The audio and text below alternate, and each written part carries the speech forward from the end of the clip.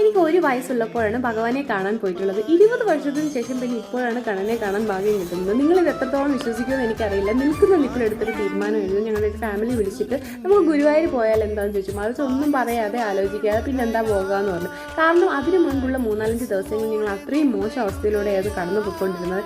എന്തെന്നറിയാത്ത വിഷമവും സ്ട്രെസ്സും ഒക്കെ ആയിരുന്നു. ആ സമയത്താണ് ഇങ്ങനെ വെള്ളി വരുന്നത്. അത് കഴിഞ്ഞുള്ള നിമിഷങ്ങളിൽ ഭഗവാൻ നമ്മുടെ കൂടുള്ളൊരു ഫീലായിരുന്നു. കാണുന്നതൊക്കെ മയിൽപ്പീലി കാണുക അങ്ങനെയൊക്കെ. അവിടെ ചെല്ലുന്നിടം വരെ വേറൊരു ആലോചനയില്ല. കണ്ണ് മാത്രമായിരുന്നു മനസ്സിൽ നിറയെ. കണ്ണനെ ഒരു നോക്ക് കാണാൻ പറ്റണേന്നുള്ള ആഗ്രഹത്തിലായിരുന്നു പോയത്. കാരണം അത്രയും തിരക്കായിരുന്നു. എല്ലാ ദിവസവും ഇതുപോലുള്ള തിരക്കായിരുന്നു എന്നാണ് അവിടെ നിൽക്കുന്നവരെല്ലാം പറഞ്ഞത്. നീണ്ട 8 മണിക്കൂറിന് ശേഷം ഭഗവാനെ ഒരു നോക്ക് കാണാൻ പറ്റണമെന്ന് ആഗ്രഹിച്ചിട്ട് ഭഗവാനെ കൺകൊണ്ടത്തെ കണ്ട് ഒരുപാട് നേരം തൊഴുത് സന്തോഷത്തോടെയാണ് മടങ്ങിയത്.